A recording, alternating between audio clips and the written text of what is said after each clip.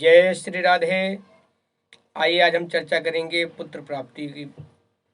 पुत्र प्राप्ति शास्त्र के अनुसार किस तरह से करें, ऐसा क्या पूजा करें, क्या उपाय करें, क्या टोटका करें जिससे पुत्र की प्राप्ति हो जाए। तो इसके बारे में मैं आप लोगों को बताऊंगा क्या करना है जिससे आपको पुत्र प्राप्ति होगा। सर्वप्रथम आपको बहुत ही श्रद्धा और विश्वास के साथ भगवान के ऊपर आस्था रखना है। देखिए, श्रद्धा जब तक, विश्वास नहीं टिकेगा जब तक आपका पूजा और जो भी व्रत है या हवन है, अनुष्ठान है, इसका फल आपको नहीं प्राप्त होगा। अब हम जो चर्चा कर रहे हैं पुत्र प्राप्ति का, तो संसार में कोई भी हो, मैं एक किसी का नाम नहीं ले रहा हूं, कोई भी हो, तो कोई भी आदमी या मनुष्य ऐसा नहीं है जो धन और पुत्र की कामना नहीं करता। हर एक आदमी चाहता है धन और पुत्र हमें प्राप्त हो।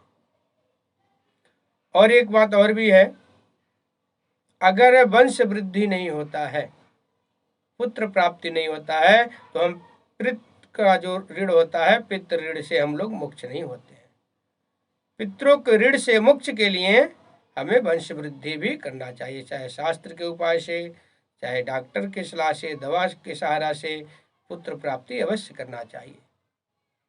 इसलिए जब हमारी वंश वृद्धि होगी तभी हम लोग पितृ का जो ऋण होता है उससे मुक्त होंगे। तो अब आपको क्या करना है जिससे पुत्र की प्राप्ति होगी। आप लोगों को बहुत ही सरल उपाय है, ज़्यादा कोई बड़ा विधि नहीं है, बहुत छोटा उपाय है, इससे आपको करना है जिससे आपको पुत्र प्राप्ति होगा। सबसे पहले तो आपको ये ध्यान रखना है, रवि योग कब आ रहा है, गुरु पुष्प नक्षत्र कब आएगा।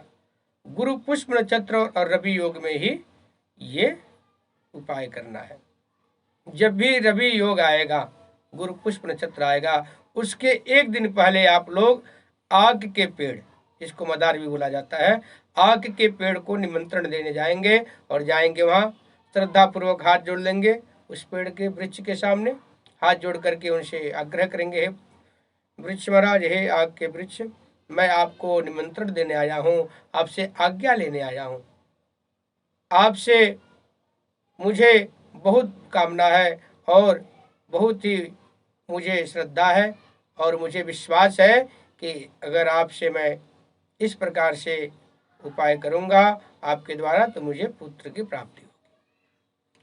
ऐसे आप लोग निमंत्रण देके आएंगे, आज्ञा लेके आएंगे, और अगले दिन जब रवि योग और गुरु पुष्प नक्षत्र जो भी योग रहेगा उसमें आप जाएंगे और वहां से थोड़ा सा आग का जड़ ले आएंगे।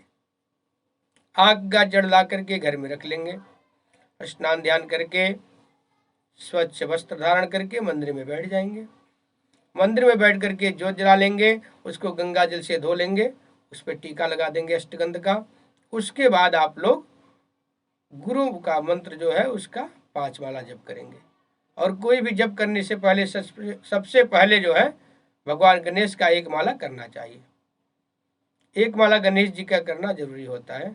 जब गणेश जी का 1 माला कर लेंगे, ओम गंगणपतये नमः, उसके बाद आप लोग ओम ग्राम ग्रीम ग्रोम सह गुरुवे नमः। अगर आप लोग इस मंत्र का जप नहीं कर पाएंगे, वैसे तो आप लोग कर लेंगे, बहुत ही छोटा मंत्र है, सरल है। अगर इसको नहीं कर पाते हैं तो ओम बिम बृहस्पतये नमः का जप करें। 5 माला जप करना है। जप करने के बाद उसको लाल कपड़े में बांध लेना है और बांधने के बाद अपने गले में या बाजू में बांध लेना है।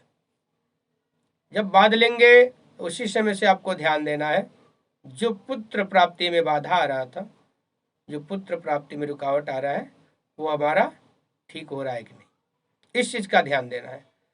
जब आपको लगता है अब पुत्र प्राप्ति की जो बाधा थी वो धीरे धीरे समाप्त हो रही है, अगर आपको गर्भ रुक गया है तो 3-4 महीने तक देखना है, 3-4 महीने तक बांधे रखना है, बाजू में या गले में जहाँ बांधे हैं। अगर 3-4 महीने तक गर्भ रुक गया है तो आपको पुत्र ही अवश्य प्राप्त होगा। तो इस प्रकार से आप जो है, अगर उसको खोलना चाहते हैं 3-4 महीने के बाद ही खोलें, उसके पहले इसको खोलने से आपको काफ़ी नुकसान उठाना पड़ेगा, तो इसलिए उसको ध्यान रखें, उसके पहले ना खोलें। इसलिए उसके पहले आप अगर खोल देंगे तो आपकी जो मनोकामना है वो पूर्ण नहीं होगी। तो आप तो कर रहे हैं पुत्र प्राप्ति के लिए, लेकिन वही चीज़ नहीं हो पाएगा तो फायदा क्या है उपाय करने का। इसीलिए आप लोग ध्यान रखें, कम से कम 4 महीने तक आपके हाथ में व गले में बंधा रहना चाहिए। जब आपको लगता है हमारा मनोकामना पूर्ण हो रहा है, तब उसको खोल करके किसी स्वच्छ जगह पे, साफ जगह पे, पेड़ के जड़ में या गंगा यमुना किसी नदी में प्रवाहित कर देंगे उसको। उनसे प्रार्थना भी करना है, भगवान बृहस्पति आप हमारे ऊपर पूरा आशीर्वाद बनाएं और जो भी आगे भी बाधा आने वाला है उसको आप निवारण करें और उससे हम मुक्त रहें। इस प्रकार से उसका सहारा लेना है और उसको अपने गले में धारण करना है। अब एक उपाय और मैं बताऊंगा, आप लोगों को 11 गोमती चक्र लाना है।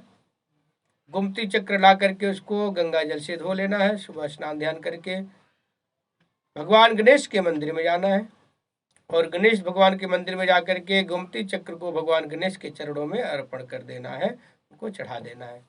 फिर ज्योत जला लें और दुर्वा घास लेकर के ओम गंग गणपते नमः गणेश जी को चढ़ा दें, कुछ भोग लगा दें। उसके बाद वहीं बैठ करके कम से कम 5 माला ओम गंग गणपते नमः का जप करें। ओम गंग गणपते नमः का 5 माला जप करेंगे। उसके बाद उस गोमती चक्र को ले लेंगे और ला करके घर में लाल कपड़ा में बांध करके अपने घर के गेट पर बांध देना है।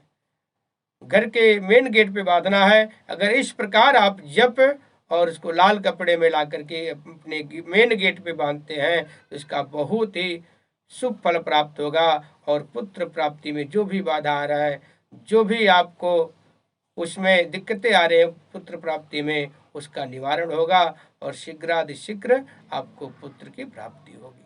तो आप लोग इस उपाय को ध्यान पूर्वक करें और ये ध्यान रखना है रवि योग में या गुरु पुष्प नक्षत्र में ही इसको करना है। तो आइए, अगर आप तो रवि योग और गुरु पुष्प नक्षत्र नहीं मिल रहा है तो आप लोग जो कौड़ी वाला उपाय बताया हूँ वो किसी शुक्ल पक्ष के उजाले पक्ष में गुरुवार को भी कर सकते हैं। तो आइए इस वीडियो से विदा लेते हैं। अगर किसी को कोई जानकारी लेना हो, कुछ भी पूछना हो तो कमेंट के माध्यम से पूछ सकते हैं और कमेंट में ओम नमो भगवते वासुदेवाय अवश्य लिखें। अगर किसी को बात करना हो या कुछ पूछना हो तो नीचे लिखे गए नंबर पे भी जानकारी ले सकते हैं, बात कर सकते हैं। तो आइए इस वीडियो से विदा लेते हैं। जल्दी ही इसी प्रकार का अगली वीडियो हम लेकर के आपके सामने आएंगे। आप सभी का बहुत बहुत धन्यवाद।